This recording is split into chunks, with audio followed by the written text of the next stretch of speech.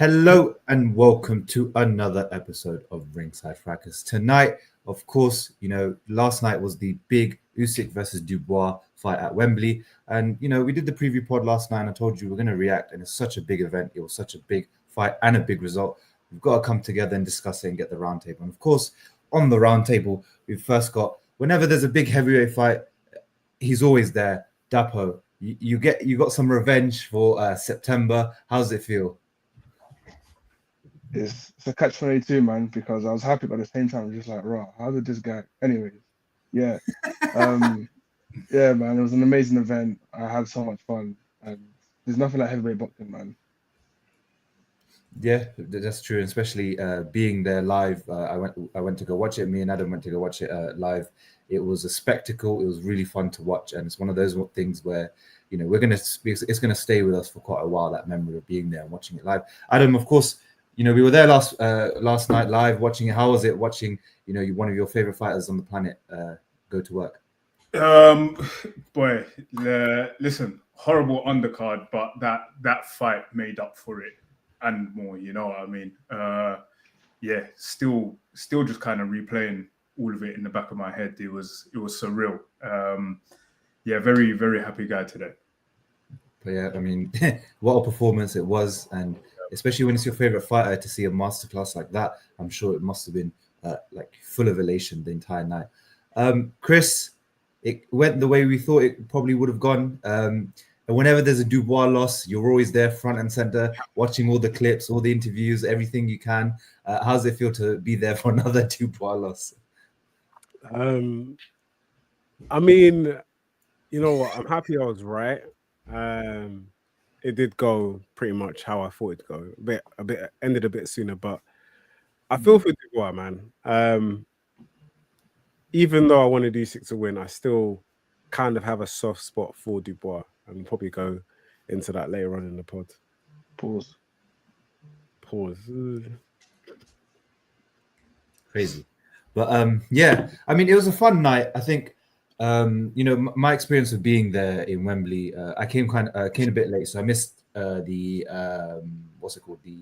Solomon Dakers fight. I missed some of them. The card itself, like Adam said, it wasn't great. The fights weren't amazing. Daniel Lapin, in my opinion, is boring. Lewis Edmondson's always not that great either. That wasn't a great fight to watch. The Okoli Lorena fight, we'll get onto it, but yeah, it's not going to be a great section of the pod to listen to. Even the fight wasn't that great to watch. Is it worth wasting our breath on? Yeah, because there's some violations we have to run, so that'll be good. But the main fight, like we said, it was a brilliant fight. A lot of like we said, a lot of the build up basically was Dubois a changed fighter, and the low blow controversy was also one of the narratives being run for the rematch. And Usyk's whole narrative coming into this fight was, I'm going to make it even more decisive. My plan is to not have any questions. And it was a masterclass. I mean, the two times I've watched Usyk fight, AJ, the first fight, and this Dubois fight, they are heavyweight masterclasses. I think these are some of the best heavyweight performances we've seen. Even if you don't, rate Dubois' technical ability that high, the way Usyk dealt with him and the way he dealt with everything he had to offer and came back with all the shots that he did. These are kind of performances where I look at, you can compare it across all generations of heavyweights, and you think this version of Usyk could hang in there with all of them. But we'll get into all of that, and we'll get into how it goes. Adam, I'm going to come to you first because obviously you were there live. What was it like watching it live, seeing the performance that Usyk put on, and obviously when you got back home and went through the highlights and the clips and the fight on YouTube? Boy, there's only one thing I could really say is, first off, don't push the horses, yeah? My fucking guy, bro. Usyk yesterday, that performance, listen. It was one of the best heavyweight performances I've seen, and I'm not even exaggerating. Dubois, credit to him, came out in the way that everyone always used to say was the textbook on beating Usyk. You got to put it on him. You got to be aggressive and try to put it on him. But it's easier said than done. Dubois came out aggressive, but when you're charging in and you have someone with such good feet and is able to, judge range so well and then just pivot out every time you come in, but also make you pay when you overreach, it's much more harder than the theory suggests. From that first jab that Usyk landed, I was like, yeah, okay. Like any fears I had leading up to the fight kind of evaporated as soon as that jab landed. I just knew this guy has his number. It was just quicker to the shot. He nullified Dubois' best weapon in his jab. Dubois has like very good jab himself. Usyk nullified that, used his angles well. Every time Dubois came forward and tried to punish Usyk made him pay. These are fighters like from their Soviet school of boxing.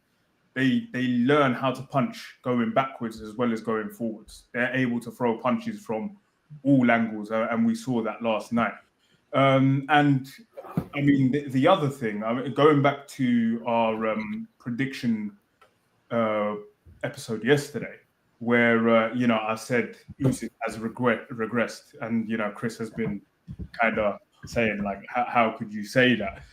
I still believe he has regressed in the form that his feet aren't the same and his volume isn't to the same standard anymore. And what his team have done is they've noticed that and they've adjusted to what they have to do.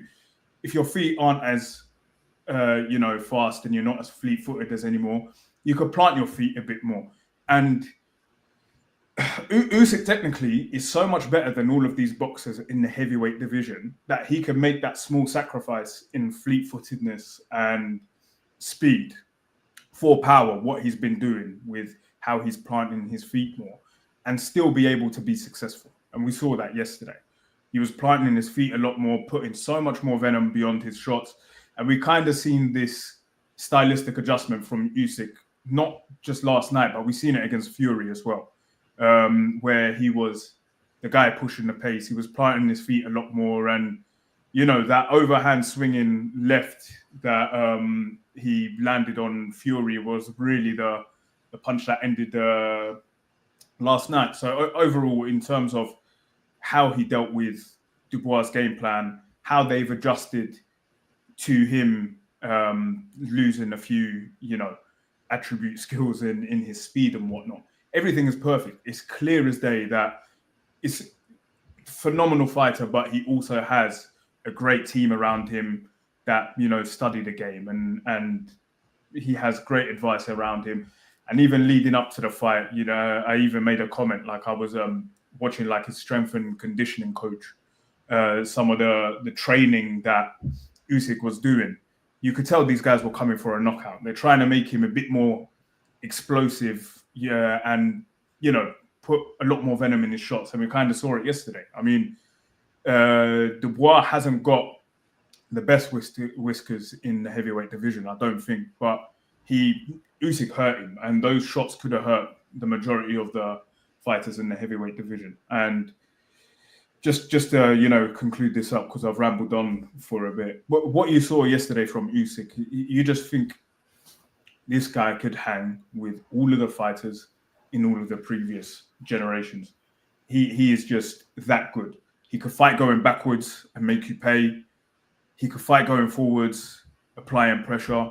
He's a complete fighter. He's not just a skilled fighter. He's complete and versatile in how he's able to then make the adjustments and fight accordingly to his opponent. So, incredible performance. And last night made me think, he probably still has a few more fights in this heavyweight division. And I don't see him losing any of them. So, yeah. Yeah, perfectly well summed up. That performance was great. But Chris, do we think that that's one of probably the best heavyweight performances that Usyk's put on last night? You're muted.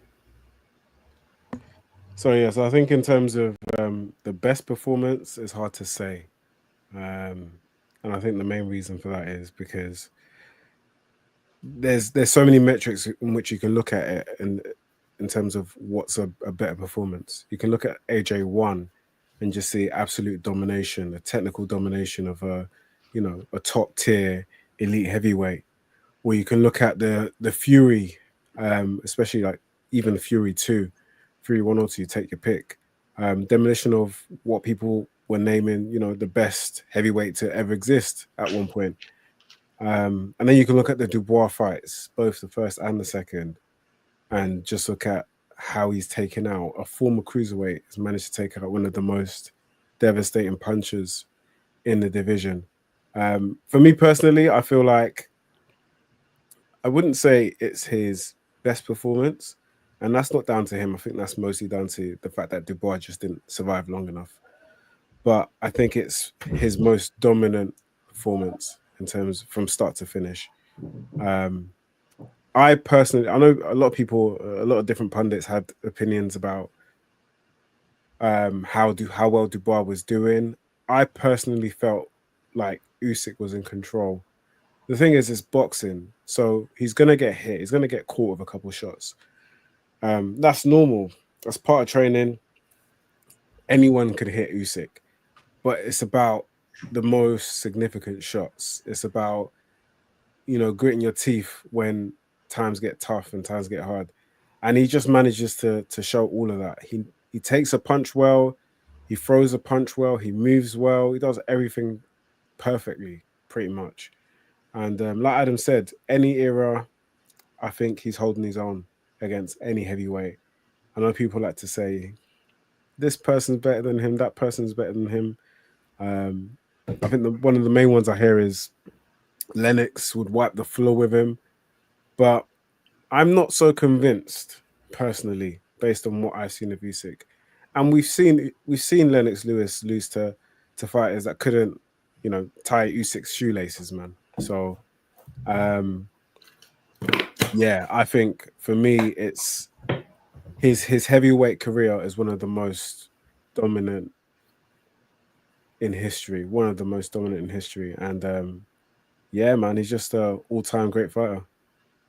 Yeah, you're right. I mean, there's no real questions in his career. Even at heavyweight, there's never been a kind of question mark over whether or not he won a fight or whether or not there was anything, like a gift, or whether it was, there were competitive fights, maybe a bit closer, but the closest fight he's ever had was at cruiserweight against Breedis. At heavyweight, it's always been clear he's the winner, and it kind of shows you how insane that is. That at cruiserweight, it was Maris Breedis that ran him close, but at heavyweight, no one's really been running him close at all. And the fact that every time he faces Daniel Dubois, he stops him. Even when you look at Dubois when he fought Joyce, it was an accumulation. But you can imagine Dubois would beat Joyce now, but you can never imagine a version of Dubois beating Usyk. It just doesn't seem fathomable, especially seeing the two of them in there twice and the way how dominant it was. And we mentioned this on the preview pod where me and you both said how technically Daniel really hasn't changed. Has he learned to get past the jab? And while he has a great jab himself, he doesn't know how to get past the jab. And in the first 20 seconds of the first round of that fight, Usyk landed a great jab that just brought Dubois back to PTSD land, where he started remembering how the first fight went. And a lot of the confidence that Dubois kind of G'd himself up with and put himself in that second fight kind of evaporated within the first round because of he knew that this is just a different kettle of fish, and I don't know if I have what it takes to beat him.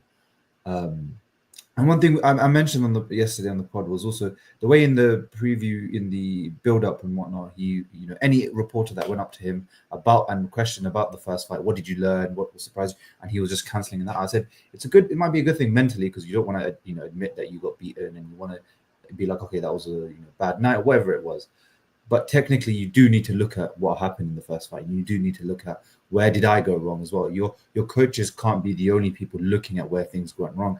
You also have to have that ability to look at where things go wrong, which is the difference basically between Usyk and Dubois. Whenever things go wrong for Usyk, and things do go wrong in the ring because it's boxing, anything can happen, and fighters don't tend to fight. Sometimes a good fighter won't tend to fight in the way that you expect them to. You have to be able to have that ability to learn what they're doing, learn the patterns, and be able to adjust. Dubois didn't have that. I think Dubois, it seemed like for the whole 5 rounds, he had some decent tactics that he was trying, but once they weren't coming off, he wasn't able to land his right hand properly. He wasn't able to get his foot on the outside. He wasn't able to do anything. He wasn't making the necessary adjustments to make it tough for Usyk. Whereas Usyk was learning more while he was in there, and that's why he was landing more shots. That's why he's getting more accurate as the fight went on. And so that was a big key thing that I think Dubois kind of lacks, is the difference between world level and elite. And we saw that last night, that you've got a world level opponent in Dubois. And look, Dubois is still a top heavyweight. He will still knock out the, you can make, if you want Dubois to come back, you can make Dubois versus Bacoli, for example. I'd bank on Dubois knocking out Bacoli, if I'm being honest. And he's still a good top level heavyweight. I'm sorry, Dapo, but he probably still knocks out AJ. But that dude, like, he's a top level heavyweight. But when you say sorry to me, the hell? Just gotta get out of the way, right? But when you put him against an elite, you see the big gulf in difference, and that's what we saw. This whole gulf in class between them. But Dapper, watching that last night, what was your kind of takeaway on how Usyk performed, but also what Dubois kind of showed too? Oh man, I've got many thoughts. I think I'll start off with, I think Usyk is probably the best fighter on the planet. Not even probably. I think he's the best fighter on the planet, and is a definitive top 10, top 5 heavyweight of all time. I believe Dubois versus Usyk is a stylistic, like, their styles gel so well in Usyk's favor, in my opinion, in so many different ways. And I think it's one of the main reasons why Usyk was so happy to take that rematch, regardless of all the controversy around the body shot, the low blow, or whatever. He was so happy to fight him next, because I feel like he learned so much from that first fight, and he just knows that this kind of heavyweight just works so well for me. And okay, why does Dubois work so well for a fight like Usyk? There's many reasons, but I think the number one reason is just mental fatigue. I think Dubois is so susceptible to that prowess that many other fighters have described fighting Usyk. The pressure, the mental pressure it puts you under. He breaks so easily when he's in there with an Usyk. People like Tony Bellew, you've seen even AJ won. I think AJ did better in the second fight, but you saw how he just mentally just kind of was broken down round by round in that first fight. And I think out of all the heavyweights, Dubois is probably the most prone and most vulnerable to that strength of Usyk. That's number one. Number two, I think Dubois will always struggle finding somebody that uses angles when they punch. I think Dubois is a very orthodox fighter, and he likes to fight in straight lines. So someone that's pivoting to the left, pivoting to the right, is always going to cause him like massive issues. It's like Usyk is a matador there, and he was able to display, a lot of great counterpunching because of what Dubois was feeding him, and it was really frustrating to watch. I want to give Usyk all his props first before I even mention AJ, but it was frustrating to watch because I just feel like to beat at Dubois, like, the blueprint is actually just there, and Usyk just like perfected that blueprint, and he's showed us how to do it twice now. And he did it better the second time, which is crazy. I was watching the fight with Lewis, and after the first round, I think the first thing I said was, yeah, he's given up. Like, in my opinion, I was like, yeah, he's given up. He's probably going to try and ride it out as much as he can, but I feel like in his heart, Dubois knows he's not going to win this fight. And the reason why I said that is because Usyk looked really comfortable in there. It just looked like, when you train to fight, or whoever's trained to fight, or trained to do anything, to be honest, I think something that separates like elite to great to good is what happens when your plan A doesn't work. And what came out to me was round one, Dubois started quite fast, and he did what you mentioned. I don't know who mentioned it. Was it Chris or Naeem? The default way to beat Usyk is to stick it on him and do all of this and show him you're a real heavyweight, all this stuff. He tried to do that in the first round, and it just didn't work. So then where do you go from here? And he had no other answers. And I feel like that's where the giving up comes from. You don't have any other answers. When plan A doesn't work, then that's it. And for a fight like Dubois, I feel like Plan A needs to work for him. So that's what I came up from the first one. I was like, yeah, I think he gets stopped. Originally, I predicted a late stoppage, like round 8 to 12. But after the first round, I was like, yeah, this probably doesn't go past 6. And then maybe a round or 2 before he actually got stopped, I remember, I think I put in a group chat, I was like, oh, Dubois gonna probably gonna take a knee soon. And the reason why I felt that way is because of his reaction to some of the punches. And it's that left hand. Like I know he hates southpaws, and it must be the most frustrating thing to fight someone that you can't get to, and they can get to you at any time they want. And that's why I kept seeing that fight. And I almost feel like that first knee he took was just like, more than anything, it was just frustration. Like, this is long. And then the actual knockout itself, maybe a controversial take, but I felt like he could have got up, and I feel like he just sat there and just contemplated the whole fight and was like, I've had enough. And that's okay. I think that's okay.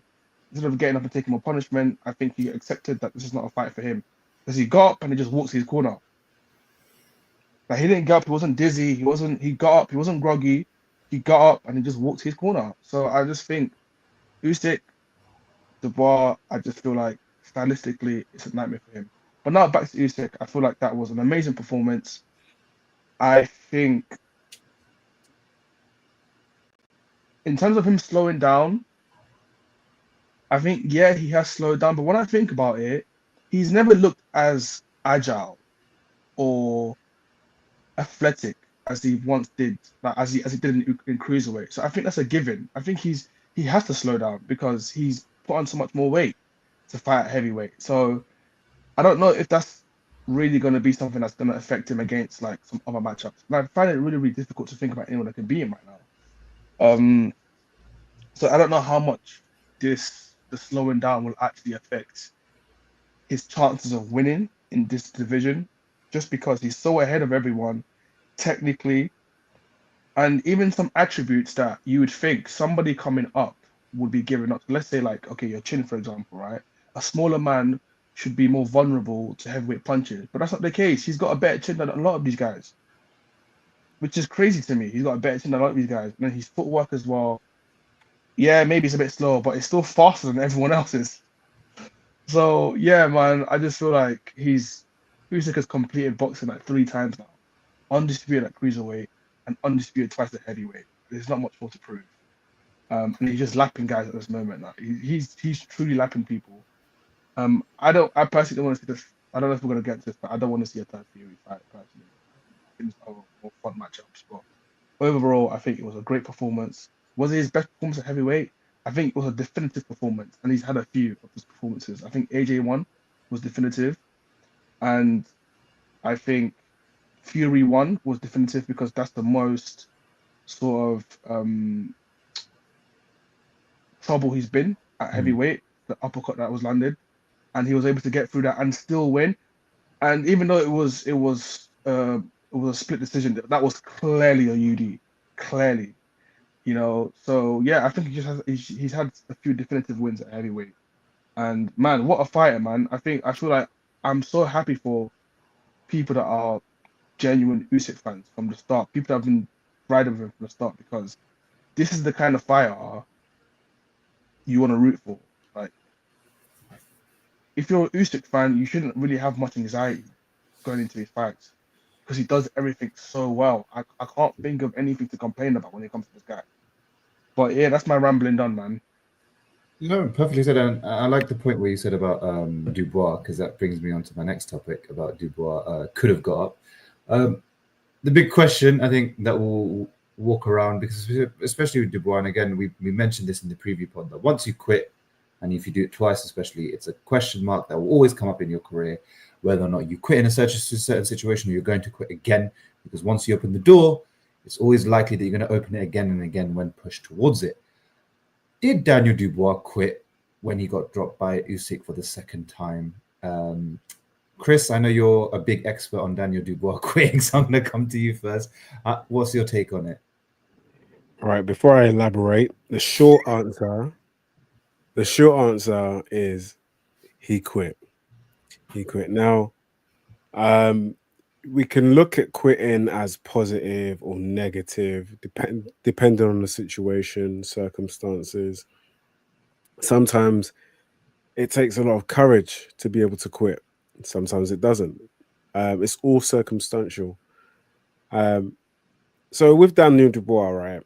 Um, there's a lot of information. There's a lot of televised information and stuff on the internet about his upbringing, his family life, his dad, Stan, who has kind of got all the kids. I think there's about 8 of them, kind of regimented to do certain things, whether it's boxing or other avenues, right?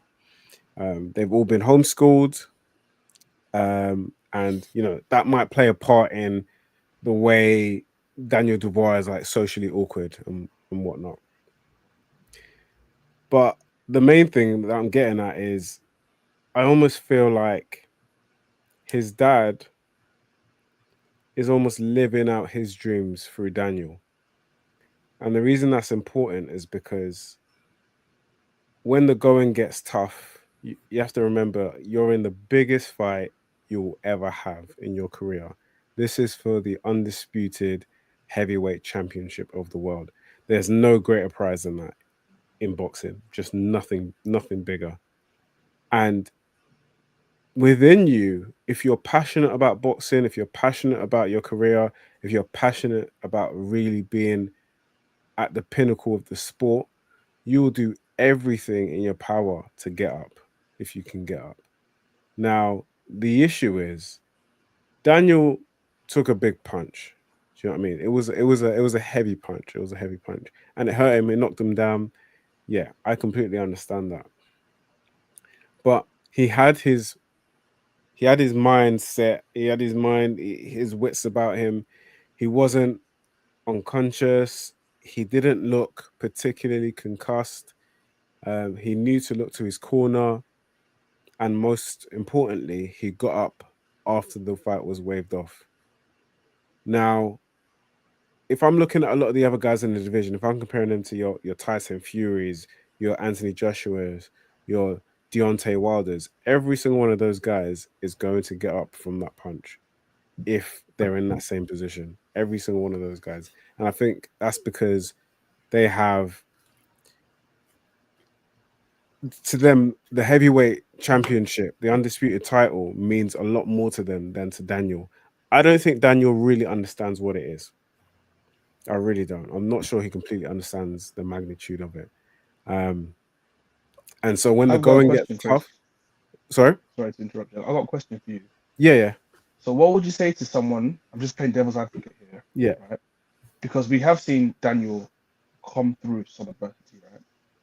Yeah. Hrgovic performance. What would you say to someone that says, okay, fair, but we saw him come through adversity and not quit against Hrgovic? What would you say then? Because he was able to exercise that want. That run, I can't lie, I can't deny him that run. Do you understand? Like Yeah. that run before, even including the AJ fight, like up to the AJ fight, I think that was a really, really good heavyweight run. And he did go for some adversity against Miller and against Hrgovic. So what would you say in regards to where he's at when it comes to his mentality? Because we have seen him push through. Why was it so different in this instance? Why didn't he push through? Because to me, it looked like he quit from round one. I keep saying this, but that's what it felt like. But what would you say to someone that says that? For me, I think the main difference between the two is the feeling and actually feeling defeated. I don't think against Miller, I don't think against Hrgovic, I don't think he ever felt like he was defeated. He always felt like he was in there. He never went down. He took a lot of shots, but he took them well and was always throwing. He was always competitive. But you have to judge man when he's at his lowest. He's fighting someone who's stopped him before, who he's been in, done 9 rounds with in the past, and that guy absolutely boxed circles around him. And mentally, that can be a lot more difficult than taking big punches, especially for someone like Dubois. Dubois is a physical specimen. So when it comes to the physical side of things and pushing through on the physical side of boxing, he can get through that. But when it comes to the mental side of boxing, that's where he struggles. The mentality to keep on going, to have that drive. I don't know. I've never heard him discuss what he's passionate about. I've never heard him discuss what he likes, what he doesn't like. Everything you hear about Dubois is boxing and his dad. That's literally all you hear about him. And yeah, for me, that's what it boils down to. I don't think he had enough conviction. I felt like when the going got tough, he just wasn't prepared to push through mentally, and he'd had enough. For someone to lose like that in the biggest fight of the career, he seemed pretty okay. I don't think most fighters are gonna have that similar reaction. So, One thing I'd say about that first question is like, imagine you're in school and you've got a set 4 maths kid. He's got this set 4 problems. He's doing foundation GCSE and he does the foundation. Foundation GCSE, you can have the harder questions that it's going to require him to think a bit. He's going to have to write a bit more down. He's going to have to do the working out. But then you put him into a higher paper. You get him to the higher paper. You get him to the grade 9 questions. What's he going to do then? If he's got no help, he's not going to have the tools to take it apart. He's not going to have the mentality to go, oh, I'm going to sit here and keep doing this until I get it. He's going to ask for help. He's going to give up. In the same aspect, analogy is crazy. In the same aspect, you've got guys like Hrgović, Miller, AJ. They're like the foundation GCSE type questions. They can be quite AJ foundation GCSE.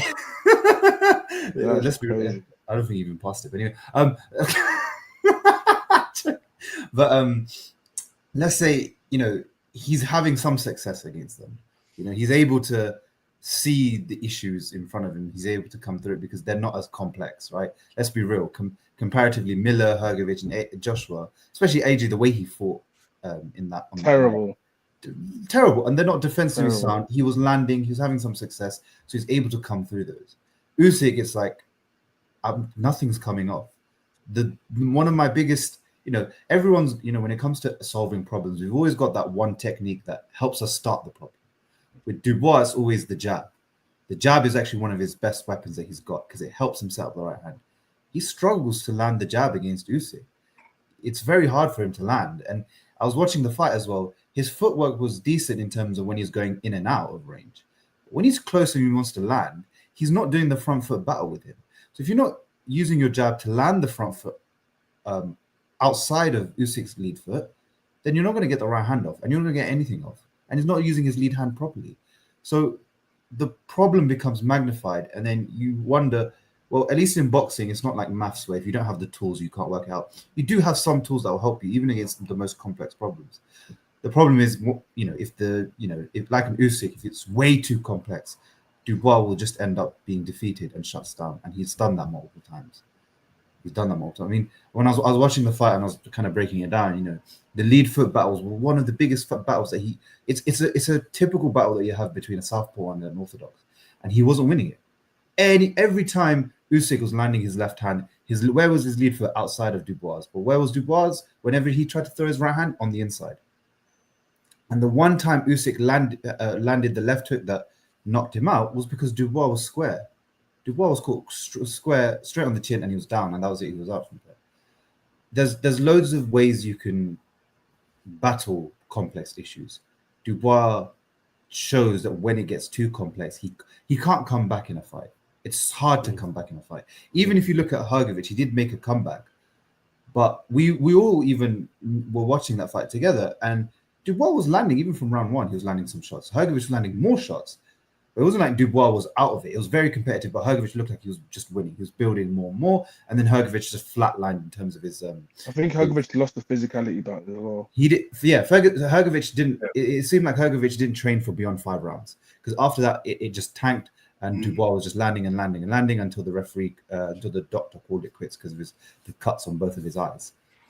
Dubois has never been in a situation where he's really been down and against it and had to come back. And that's why I was saying earlier about being able to, things don't go the way with your game plan, being able to adjust. He doesn't have that in him to adjust. Even against Hrgović, It was just pressing on with the same game plan. Against Miller, pressing on with the same game plan. Joshua, you didn't need to make any changes because AJ just made From it round one. AJ made it easy for him. So that's kind of what it is. There didn't need to be any difference between how he fought Miller, Hrgovic, and AJ. He could have used the exact same game plan and he would have got the exact same results. And that's what we mentioned in the preview pod. We said, technically, there hasn't been any differences from the first Usyk fight to this second one. He's more confident, which matters a lot, but he still has to work on the technical issues because confidence won't win you the fight alone. Yeah. And we saw that in the first round when Usyk landed that first hard jab on him. It takes all that confidence away because technically you haven't changed. And it probably just took him back to the first fight. Oh, here we go again. I was actually going to say it felt like the first round of last night felt like it was round 10 from the previous fight. It's like those 3 fights of momentum just vanished in that instance. It was a different fighter. As soon as he landed that jab, and that's the thing, it goes on with what Naeem was saying as that analogy. He was just asking him questions that he just didn't have the answers for, plain and simple. And but this is the thing, right? I don't think it's the end for Dubois. Okay, he has these tendencies to quit, but age aside, and the fact that he's still young and whatnot, I don't think these other fighters are going to be able to ask these questions and put so much mental pressure on him the same way Usyk has. Usyk's just that guy that has his number, plain and simple. And he could fight him 10 times. He won't even win one of those fights. It's a battle where he's mentally lost it from before he even starts. And these things happen. Sometimes, like, you can't do anything about it. I think yesterday... You just meet your boogeyman, boy. That's it. Yeah. Like, sometimes you have people that just have your number. And that's what it is. And Usyk had Dubois' number. One thing I actually wanted to say as well, it's like, in that instance, like Dubois showed dog in instances as well, where he tried to rush in, and obviously Usyk was moving back, and you caught him with the lead hook as a counter to drop him the first time, and then second time round when Dubois got up, they tried to almost have a shootout, and Dubois must have thrown the same punch that killed AJ when AJ hurt him in that fight. But this time round, unfortunately, it was Usyk. And Usyk was able to read that overhand right. And that's where he moved back and then landed his overhand left. And that was the end of the night. So he did try. He did quit, but at the same time, it's like I saw instances of him trying there. And I don't want to make it seem like... No, I agree. Yeah, there was instances of him trying, and it wasn't just total quit. He tried. Yeah. The guy has his number. I was going to mention actually the fact that the entire build-up, right? The entire build-up from day one, it felt like his team, everything they were saying in the public, everything they said to the media, was essentially trying to rile up Daniel to be as confident as possible. So they're also part of the problem. I've got another question. It's his, like, if you listen to the words that they're saying, it's his time, he's old, your fear is finished, Daniel's confident, he's a new fighter, blah, blah. They're talking to the media, but they're trying to talk to Daniel and they're trying to get this stuff in his head. And to me, what that says is he's not confident. He's lacking in certain aspects mentally. And maybe they've seen it and they're trying to do what they can to try and overcome the demons he had from the first fight. I've got a question for you guys. Do you guys feel like his team were over-reliant on that body shot from the first fight? Or they gained too much confidence from it? Nah, I think they know deep down that it was just milking it. No, but it was something that they could, build the narrative around. And you know what? It kind of raises up the whole idea that, like, I'm so glad yesterday went the way it did, just because of that prick Don Charles. Like the guy was number one, he's a serial loser. Number two, he was just so disrespectful throughout the whole build-up. I hate the fact that they beat AJ because of that Don Charles guy. I can't stand him, man. I can't stand him. And you know, make of the things what you will. If you want to say it wasn't a low blow and he should be whatever, cool.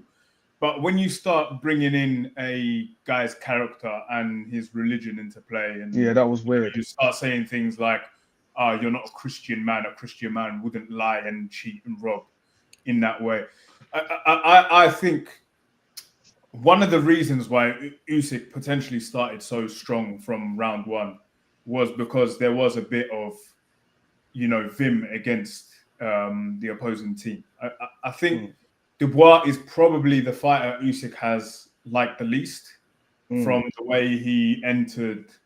From the way he entered the ring when he beat Fury and kind of took away from his time and whatnot, and the way during the whole build-up questioning his faith and whatnot. I think Usyk had a little bit of vim and a bit of a vendetta against Team Dubois as a whole. And we kind of saw that with the way last night unfolded. Usyk was there to cause punishment, if we're being honest. So, you could thank Don Charles for getting his fighter knocked out. And I can't see Dubois and Don Charles staying together after yesterday's result, especially with the build-up and, you know, the elbow in the in the stomach and whatnot. Like, there's a lot of question marks around that relationship right now. Yeah, with how much these lot spoke about the body shot the first fight, I'm surprised Daniel didn't throw that much. Or was it just me? He landed like a big low one as well. Like, that was low. That was low as hell. That was the same low, shot as the and first one. It was very similar to the same shot that put, and that's actually one of the reasons why, like, I knew it was a low blow because of Usyk's reaction. That first fight, even though Usyk was very dominant, he ate a lot of body shots and he didn't really wince much at all. There wasn't anything to make me think that shot in particular was going to be much different. It was 100% a low blow, and I think it was just something very easy for them to kind of pick on and build a narrative on and so forth, and try give Dubois some leeway into the fight. Because if low blow aside, no one would want to see Dubois versus Usyk again. This ref let it run though. This referee was letting it run. And I even I'm surprised he didn't keep going. I even said yesterday, actually, it's like, because this fight is in Wembley, and you know the ref might allow that type of shot to go on this time. You don't know. It's up to the ref's discretion at the end of the day. So, but it looked very low in my opinion. It looked low. Yeah. And I mean, I don't think that Don Charles partnership won't last any longer. Like you said, the whole build-up, it just seems like Dubois doesn't like Don Charles elbowing him in front of everyone. And then even in the corner work, when Don Charles was giving him water, he just pushes him. Sorry, guys, what was this elbow thing? I think I missed it. So when they did the first face-off for the week, because, you know, they do Fight Week media stuff, they did face-off in front of Wembley Stadium. You know, after they do this face-off, he's just moving, and Don Charles just behind Dubois, and Dubois just elbows him in the stomach to push him away to the side. Raw. It's odd behavior. And I think one of the big key things is Don Charles is probably there for technical support because he's a boxing coach, but Stan Dubois is the one that Daniel listens to, his dad. And I think he doesn't rate Don Charles like that for whatever reason, because I can imagine Don Charles is quite animated when it comes to his coaching, and probably maybe Daniel's probably got in his head that no one can talk to me like that other than my dad. Maybe that might be the case. I don't know. No one knows what it is. But it does seem like, you know, with these type of behaviors and then losing a fight, and typically whenever a fighter loses a fight, they always tend to change trainers. And I think you'll see Dubois change trainers again here, especially when there's a lot of friction. Well, especially when we're going off of the fact that we've all said we haven't seen Dubois actually improve technically. And that's down to Don Charles really more than anyone else. So, and Dubois. It comes down to Dubois as well, because again, at the end of the day, you've been in boxing long enough. you know boxing itself. Like even if you're not the most technically gifted fighter, you've been in boxing long enough to know what the sport is and how it is. If you're not making technical improvements, you have to look at yourself and wonder why. You have to take a bit of ownership because it is your career. It's you're the one in the ring. If you can't take the ownership, that, okay, maybe I'm not improving on this. Then you're being stupid. You're putting yourself in there willingly without improving at all. But let's talk about what's next. I think for Usyk, there's only one name that I can think of, and we all talked about this. Obviously, he listed off 3 names in Derek Chisora, Tyson Fury, and AJ, because there's a bigger money fights for him, and they're easier fights. He's beaten them already, and he's here looking at the money. But I think there's only one fighter that really deserves their opportunity, and that's probably Joseph Parker. He's deserved. He did mention him afterwards. Yeah. Oh yeah, after the 3. But obviously, I think that's a fight he knows that he'll win, but it probably doesn't sell as well because obviously Joseph Parker's not the biggest name. But I think Parker's more than enough earned his shot at the title. And he's a different look to what we've seen before, compared to AJ, Fury, and Dubois. So it'll be interesting to see how Usyk deals with that. I don't think there's any doubt from anyone on the planet right now that thinks, yeah, probably Usyk will beat Parker comfortably, and it's not going to be as competitive as think, but it'll be different, and it'll be a different look, and that's I think quite key when it comes to someone like Usyk. When they keep fighting on, is you want to see the different looks rather than the same fighters again and again. Are we all in agreement with that? You think Parker probably should be the next? I think so. I think Parker, just because is a new fighter entirely, and he's more than deserved his shot, and he's got that build-up of momentum and a buzz around him right now. So that's the fight that most people would want to see. Ones that give me intrigue, I mean, of course, we had Turkey yesterday say he wants to see Italma against Usyk very early. It's not a fight that they should make for Italma right now. But it's a case of there's intrigue just purely because Italma, stylistically, I think would be the hardest fight for Usyk. It's just that the experience isn't there. Just because he's got someone with feet much faster than all of the other fighters he's fought, and very fast hands as well. So that would be something of intrigue. And I also think a fight between Usyk and Caballero would be quite interesting as well, just to see how Caballero would try to fight with Usyk on the inside and, go to the body as he usually does. And the way Usyk tries to dance around that as well. Sorry if you could hear the baby screaming. It's entirely not my fault, I promise you. But yeah, I think those are the intriguing fights. But Parker would be the fight everyone wants to see. Yeah, I think I agree with Caballero. I think Caballero probably needs one more fight before we look at going for the world title again, especially against Usyk. But if he gets it next, I wouldn't be complaining. It's an interesting fight, especially because the good thing about the interesting thing about Park and Caballero, they're smaller fighters. They're not big, huge heavyweights, and so I think they'll be able to match Usyk when it comes to not match him. I think he's got the best engine, but they'll be able to keep with him in terms of engine and pace, and they won't really gas out as we've seen. I think they're much tougher fights. I mean, especially judging from the fights Usyk had at cruiserweight as well. It's like I think he struggles against fighters his size more than these big giants that he's been pummeling around. So so that's interesting. And Dubois, like we all said, there's always whatever comeback fight they think for him, he's still capable of being some of the top level heavyweights. He can beat Dubois versus Zhilei Zhang would be a fantastic fight. Dubois versus Martin Bakole would be a fantastic fight. Dubois against the winner of Jared Anderson and Jerome Miller, fantastic fight. Anything you think. Dubois against Wardley, great fight.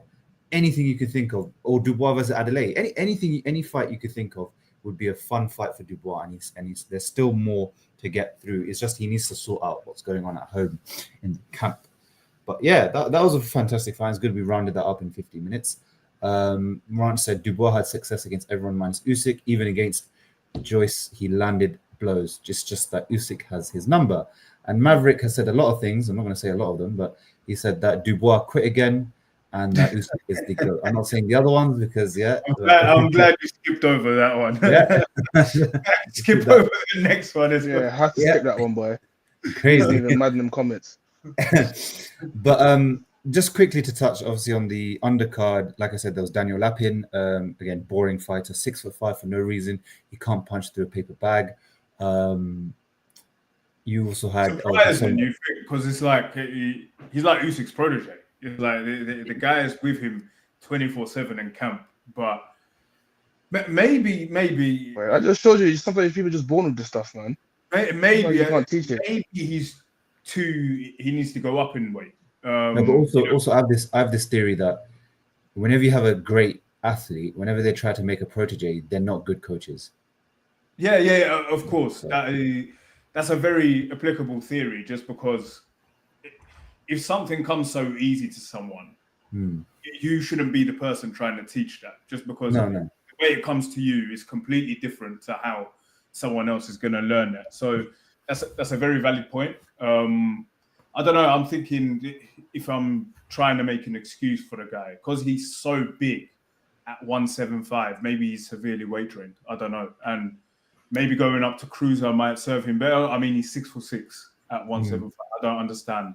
And it's not like he's a scrawny guy either. He's quite, wide clavicles, very, very like big body. So maybe cruiserweight would suit him better, and there's less competition in that weight division as well. So I don't know, but yeah, he's been very disappointing, man. Just doesn't put enough punches together for my liking. Yeah, he stinks out the gaff every time he's there. Yeah. Speaking of stinking out the gaff, our favorite fighter, Ringside Fracas's favorite fighter, esteemed, Lawrence Okoli, fought Kevin Arena in a fight that, quite frankly, I'd rather watch paint dry than watch that fight again live. I mean, that was a stinker. It was probably one of the, if you want to clear out Wembley quickly, without any rush, or with rush, sorry, so that there's no traffic, you'd put that fight on because everyone would leave. I mean, it was a horrid fight. It was sparring pace. They came out today with a picture of Okoli's bicep, saying that he tore it in the first round. So you're telling me he's been fighting with a torn bicep for the entirety of his career, because he hasn't changed in terms of the way he fought. That's how most of his fights go. So you can't use the injury claim him, sorry, because he fights like that. That's one of the things that we know about Lawrence Okoli is this is how he fights. There's no change to it. He might get a knockout here and there when he lands against an opponent, but he's boring. He's out and out boring. He hasn't changed anything. It doesn't seem like, even if he moved up to when he's moved up to heavyweight and he's lost to CBS, you thought, okay, you're going to go in the gym, you're going to make some improvements, you're going to look at no technical improvements. Still doesn't know how to fight on the inside. He just has to clinch whenever someone gets close, and he still does that thing where he keeps his lead hand out there in front of people, and he doesn't follow up with combinations. It's just boring. Like, I don't want to see him anywhere behind a pay-per-view paywall. Yeah. You put him on free fights and eventually put him against a heavyweight that is going to knock him out. Because I'm just done with this. He's just boring. There's no shot with him. He's just boring. Adam, what was it like watching it live? Because you didn't watch it live, but I didn't watch it live. I was just looking at the crowd and just waiting for the stadium to fill up, and looking at how many Ukrainian flags are in the stadium and waiting for Usyk. I genuinely didn't watch the fight because every time I looked over the ring, it was that boring. And yeah, it was a good time to go toilet, grab food or whatnot, and get yourself ready for the main event. It was piss poor, man. I can't say any nice things about that fight at all. Dapo, did look Okoli represent the British Nigerian people well? Skip me, man. Chris, I think all that's been said is enough. This segment's more entertaining than that fight. So anyway, but yeah, it was a good look. The main event saved that entire card. It was a good night, and I always say it's a very good thing that we're getting regular stadium fights in Britain. We had obviously September with AJ Dubois. We also had Tottenham Stadium with Eubank Ben, and for some reason now we're getting Eubank Ben again, but in November. That's a bit weird, and we'll talk about that in a later pod in terms of what's happening with that. So it's good. Boxing seems healthy. Loads of people are talking about boxing, especially in this country. So I'm happy with it, but I am kind of cautious, and we'll talk about that in later pods about the future of how boxing will look, because some things did stand out to me. But talking about future, we're going to take a dive back into the past, and Manny Pacquiao somehow runs back the clock in what I thought he beat Mario Barrios, but obviously the judges called it a draw. I had it 7-5 Manny Pacquiao. I just did it was weird to me. I was wondering who's the 46-year-old in there and who's the active champion. Mario Barrios has never been a great champion. No one's ever, claimed him to be elite. But you would have thought that 46-year-old coming off a 3-year layoff where he lost would have been beaten, but Barrios somehow managed to make him look good. Pacquiao, like we were saying in the first couple rounds, looked good because obviously it's easy to look good then, and his speed and his combination. But he just kept carrying on, and Barrios couldn't really adjust. He wasn't getting anything really off on him, and he wasn't old. He wasn't even. He didn't look the fresher, younger fighter. He looked like he was always a step behind. It's embarrassing, in my opinion. It's very embarrassing to Barrios because a 46-year-old who hasn't fought in 3 years shouldn't be doing this to you. A lot of people, compared this to when Sugar Ray Leonard took 3 years off the sport and then came back. People forget Sugar Ray Leonard was in his 20s. Mm-hmm. Yeah, Sugar Ray Leonard was still in prime fighting age. Yeah, you can take years off, and while you might be rusty, you probably still train, and Pacquiao probably still train, but he's not at the peak of his powers. Sugar Ray would be near towards the peak of his powers. It's just embarrassing. It's Barrios should really. I say he should look at himself. I mean, he's had his last 2 fights have ended in draws. It's signifying how crap that division has become since Boots has left, because you've got now Rolly as a world champion and Barrios, and then Norman's also a world champion. He's not the worst world champion. He's not amazing. He's not the worst one. I forgot who's got the other belt. Oh, the IBF titles being fought by Paddy Donovan and Lewis Crocker, which, again, 2 names that no one really knows of. I'm just glad that Pacquiao should have got the win, but I'm glad we're not getting Mayweather-Pacquiao too, because we don't need that farcical in the sport. I'm sorry, I know people will talk about it and whatnot, but it's a farce. 2 45-plus-year-olds fighting each other for a world title is not what boxing needs right now, especially when you want to call it a serious sport. Chris, did you catch any of the highlights of Pacquiao Barrios, and what were your thoughts on Pacquiao getting the draw at least? Yeah, so I watched it in the morning, and like we said, man, it shouldn't have even been a discussion really as to who won. But Barrios is terrible, man. Barrios is a terrible boxer. And Pacquiao did look a lot better than I thought he would. He still had a lot of those old aspects and attributes that he used to have, throwing the fast, hard right hands, moving out of center line, out of the vision of his opponent. Don't get me wrong, Barrios had like small spells. He landed a couple decent combinations maybe later on in the fight, but for the most part, he just was not impressive. And I thought Pacquiao edged the fight. I didn't score it round by round, but I thought Pacquiao edged it by like a round, or by maybe 2 rounds. And it's a shame that he was robbed, but for me, it's a blessing in disguise.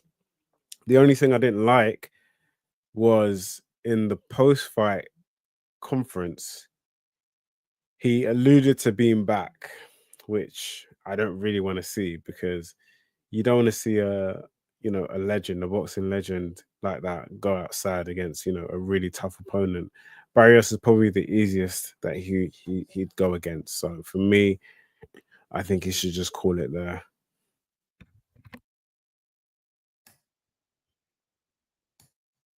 Yeah, Dapo, Adam, did any of you catch the highlights, and what your thoughts on Pacquiao's drawing? So yeah, you see Barrios, yeah. All I gotta say to him is steak, coriander rice, guacamole, £1.50 extra, all in a wrap. Fix me my burrito. That's all I gotta say to that him. Is so racist. That's all I gotta say. It's like, put the burrito in the bag. But yesterday's performance was shameful. I caught the highlights. 46-year-old, by all means, one of the GOATs in Manny Pacquiao. But 46-year-old, 3 years out, coming and doing that and arguably winning the fight. And he won. It seemed like a 7-5, maybe even 8-4. Yeah, it's embarrassing. And maybe they should put in a rule of some sort where if you draw 3 times in a row, they need to get rid of your belt. Because for you to not win a fight in 3 fights and to draw every single one in that manner, man. Nothing much to say. This is one of Tank Davis's best wins, if I stand corrected. So a lot to unpack there, but going on off of what Chris said as well about Manny Pacquiao saying he's back, I didn't like the sound of that either. He's lucky he was up against Barrios, because if it's a different fighter, albeit not a very highly contested division right now, if it was someone like a Brian Norman Jr. that could hurt you, we could be, having a much more serious discussion right now about a different fight. So I hope he doesn't get too many wise ideas after yesterday's performance, but we'll see. Yeah, I think that'll just give him more confidence to go after something else. So I think we'll probably see Pacquiao fight again this year against who? Maybe a Barrios rematch, but that's just holding up the division in my opinion. But we'll see. I don't know what their plan is and what it is. And what interesting thing is a lot of PBC. I haven't seen any BBC shows be announced, so I'm not sure what the next thing is, because they're meant to be announcing Tank versus Roach for August. That's obviously, we don't know what's going to happen with that. And there's nothing announced beyond then, so that's going to be interesting. Also, Matchroom don't have anything announced in terms of their own shows, like UK or US. Top Rank actually don't have any shows announced after next week, because they've got the Xander Zayas fight, but after that they need a new TV deal. So it's quite interesting to see the dynamic of some of these promotions. They don't have a lot of shows announced, and it's quite weird, because you usually would have a lot of shows announced by now, especially for the coming schedule, but we'll see. Obviously, Riyadh season have all of their shows that they've announced. Obviously, in August, you've got Itama versus White, and then November, you've also got Benavidez, Yard, and whatnot. On the undercard, though, which was my main event, in my opinion, was Fundora rematching Tim Tszyu. And yeah, it was more dominant than the first fight. It wasn't competitive at all. Fundora dropped Tszyu in the first round. I think he caught him with a good shot, got him unbalanced and pushed him, and it basically put him down. Tszyu comes back, and it's just Fundora changed a part of his game where he started using his jab and his reach more, and then coming in on the inside and making it hell by throwing his multiple combinations, uppercuts, hooks, all the way to the head, body, and making it difficult for Tszyu. Tszyu in rounds kind of 6, 7, and 8 did come back. He was landing great shots, because one thing about Fundora is, especially when he gets on the inside, he's so tall. He's 6'6", 6'5". His head and his chin is there to be hit when he's trying to throw uppercuts and hooks. And Tszyu was landing right hands on him and left hooks on him as he was coming in. But they weren't having the biggest effect I think Tszyu expected. And after round 8, which was a tough round for both guys because they were both taking a lot of shots, Tszyu couldn't come out of his corner anymore. And I think part of him basically admitted he was done. I think in the last couple months for Tszyu, especially since last year, since losing to Fundora the first time, it's been a turbulent year for him. And I think he's had a lot of... He's someone that has a lot of hunger. He never says no to a fight. He always runs into the fire whenever he can. He's one of the throwback fighters we praise because of his mentality. But I think mentally he's been being defeated by the last couple months. You know, the Fundora first loss was a shock to him, and kind of you can accept, though, because of the cut, it made it very difficult for him to fight. But it's still hard to accept when you lose a fight, especially when you're a fighter. You kind of have to have that delusional mentality that you don't lose. But the Murtazalia fight was a big game changer in terms of his mentality, because he got absolutely battered in that one. Even he, in the post-fight interviews, you could just see he was like, what happened? You just couldn't tell what would happen. And I think mentally in the back of your head, there's always that doubt that creeps in your head. Am I as good as I think I am? Because every time you're going to watch that back, you're like, damn, he really beat the crap out of me. Would I ever run that back and be able to beat him? And then he came back with the Joey Spencer fight, and then this fight again. And I think when they told him to come out for round 9, he just mentally was defeated. He's like, none of my shots are having the effect that I think they should. And he's beating on me. I think I'm just going to get beaten the crap out of it if this keeps going on. And he quit. And I think partly, though, which I don't fault him for, is I think he'll take a long break from the sport. I think you could just see on his face that he didn't want anything anymore when it came to the sport. And it's sad to see, but it's the reality of the sport that sometimes certain things just happen, and in such a quick time, you can go from being a dog and chasing after everything. Now you're not really sure whether or not boxing is for you. It also shows you though why matchmaking and career management, the actual managing a fighter is quite important to a fighter's career, because he was meant to fight Thurman last year. Thurman pulled out with an injury, and on short notice he took on Fundora. Now that we credited that, we love that, because we're fans, we want to see you in tough fights. But as a manager, you've got to look at that and you go, well, Thurman and Fundora are completely different fighters. We prepared one way for what particular tough fighter. If we're going to keep fighting, then we get someone that's similar to Thurman, or at least in build wise, at least is similar. And he lost. Fine. Then the comeback from that put him in straight with Murtazalib. And look, I thought he was going to win that fight, because I thought, if you look at it on paper. But again, if you look at it now, you look at it in hindsight, it's like, well, putting him in with an IBF world champion off the bat probably isn't the best thing to do straight away. Okay, that happened. He got battered. I think the best thing to do this year was take 3 fights for him to come back, get his confidence back, work on some things in the gym and put it in practice in the ring. Fight Joey Spencer, which is a good fight because Joey's not that good. Fight Keith Thurman in Australia, because let's be real, Keith Thurman was good, but he's not going to be that good anymore. He's washed, he was showing signs of him being washed when he lost to Pacquiao and Josesito Lopez. He didn't lose, but he got beat up in that fight quite a bit. And then come back with a big fight in the winter. But he jumped straight back into the Fundora fight, because look, that's who he is. He jumps into tough fights. And yeah, it just took it out of him. I think his mentality doesn't match his ability, and that's where his management had to step in, and they kind of didn't, which is a shame. But Fundora is really good, man. He's a proper problem to deal with at 154. If Crawford fought Fundora, it would be a very tough fight for Crawford. Very tough fight. It's not an easy fight to come through, especially the way Fundora fights. And he's going to Harvard University, so he's shitting on all of us. But yeah,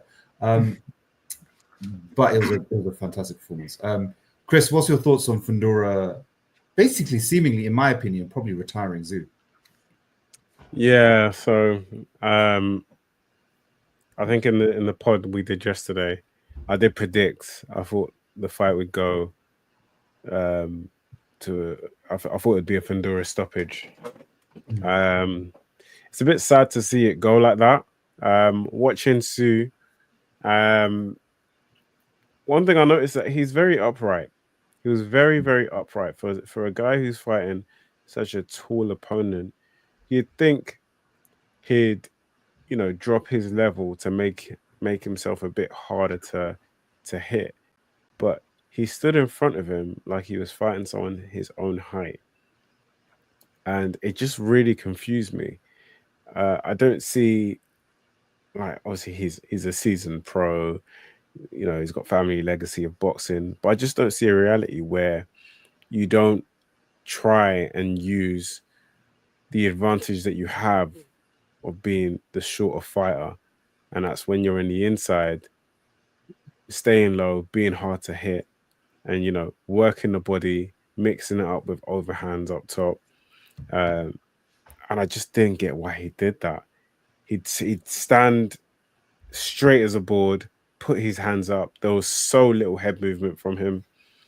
Like, the head movement from him was so minimal. He was happy to just block the shots, but as you know, you only need to take a few of them before they start hurting, even on the glove. You need to move out the way of some of these shots, and he just wasn't doing that. He did well to get up from the knockdown and fight his way back in. And the strange thing about it all was in round 7, he was having a lot of success. In 6 and 7, he was having a lot of success. He caught Fundora quite well. I think he blooded his nose with like a big overhand right he landed.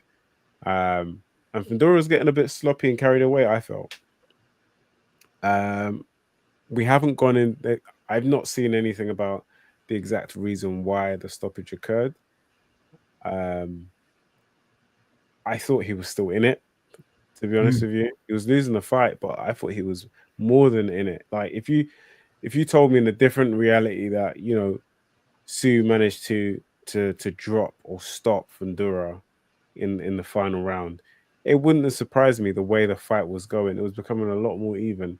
So to see him retire on the stool like that was quite a big shock. It was a big shock to me. Am I going to call that quitting? Probably. Yeah. But, you know, he has his own reasons as to why he did that. And I feel like when a fighter quits, we just have to call it as it is. Do you know what I mean? You have to call it as it is. We can have quitting that's understandable. Like, I completely understood why Dubois quit against Joyce. I completely understood. Do you know what I mean? The Usyk one, the latest Usyk one, I'm not going to get into, but I was really perplexed as to why he quit. If he'd quit after the second round, we would have understood why. We would have thought, you know what, his head's not in it anymore. And I did mention in the pod yesterday that I just felt like he wasn't the same fighter anymore. I felt like the damage he'd managed to take during, you know, his last two fights was just a bit too much. And for someone who was fighting so well and was so dominant before that Fundora fight, I feel like it's a bitter pill to swallow, and it would completely change his mentality. I can't see a reality where he comes back. It will take a lot of work for him to come back and start fighting again. So a retirement announcement wouldn't surprise me in the slightest. Yeah, it wasn't, the fight itself wasn't tough to watch. It was afterwards when he quit. You could just see in his face that he felt defeated. He was trying to put on. He was smiling. He was smiling. Yeah. I saw him smiling. But you know that yeah, he was putting that on, and it's like you really feel bad for him. Yeah. I mean, he's been. Do you know what? It just shows you sometimes life just pans out in ways where you don't think it will. He's been dealt a tough hand because, kind of just going off of what you said, where he was actually supposed to fight Thurman, and then Fundora came in, and, you know, credit to him, he takes the Fundora fight, and he's lighting up Fundora, and then he gets a freak accident in regards to the cut, which affects his fight. He ends up losing that fight. Before the cut, we all assumed that Tszyu would go on to win just because of how comfortable he looked. And then after that, it's just a wrong decision where they decided to fight Murtazaliev, who didn't look the greatest in his previous fight. So even though he's an IBF world champion, I could see why they kind of took that risk.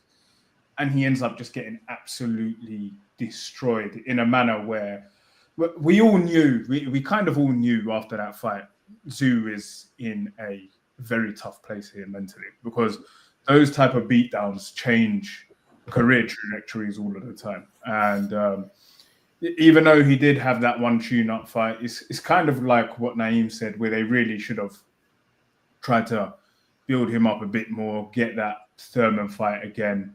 But no, they kind of chucked him in back in the deep end right again after with Fundora again. And yeah, you could tell he quit and mentally he isn't in it. Does he bounce back from this? I don't think any of us think he does. He definitely needs a sabbatical, or worst case, if he does retire. Chris said he wouldn't be surprised. I wouldn't be either. And it's a shame because he was such an exciting fighter, but sometimes these things just happen. Yeah, Dapo, where does Fundora go from here other than university? Where do we want to see Fundora fight? Yeah, I think he should mix it up. What did you say you cut out? Can you hear me? Hello? It's a bit quiet. Give me 1 second. I'll come back to you in a bit. Yeah, where does Fundora go here? I think at 154 there's a plethora of options. I mean, you've got Virgil Ortiz, which I think would be a fantastic fight. That, you know, if you want someone to break down the tree in Fundora, you'd ask Virgil Ortiz to do that because he's a really good body puncher. You've also got maybe, you know, Boots Ennis coming up. That's an interesting fight as well. You've got Murtazaliev as well. He's there, and he's on PBC too. So maybe that's a fight that you could look at making. Who would you prefer to see Fundora in with next? Adam and then Chris. Hello? Yeah. Can you hear me now? Yeah. Sorry, yeah, all those names that you mentioned, I was gonna say. Sorry. Okay. I'd love to see him in there with Ortiz. But sorry, Adam, go for it, man. No, okay, go ahead. Yeah, no, I'd love to see him in there with Ortiz. I think their styles would gel really well. Especially because I think Ortiz can get to Fundora, and I think he'll be able to close that distance quite well. So I'd love to see that fight. I wouldn't mind a Boots one as well. I'd like to see how their styles mix as well. But there's a lot of exciting fights. I think Fundora is a vulnerable fighter, but he can give us some really good stylistic matchups because of his height at that weight class and his reach. So it'll be a really fun fight to see. Adam, what name do you suggest? Yeah, so with Fundora, I mean, as fan-friendly as he is, I feel like the next stage where he starts to fight the Ortizes and the Boots is where he'll hit a stumbling block. I don't think he's too hittable to kind of hang with those guys. I think his level's just a bit below, but all of those options, you know, give us very exciting fights. Any fight with Fundora is an exciting fight because you've got a guy that's 6'6" fighting at 154, and he doesn't fight on the outside. This guy comes to fight on the inside. So he's a warrior. And I think that stylistically, the most fun fights to watch would be him versus Ortiz, number one. And secondly, I wouldn't mind seeing him against Boachek either.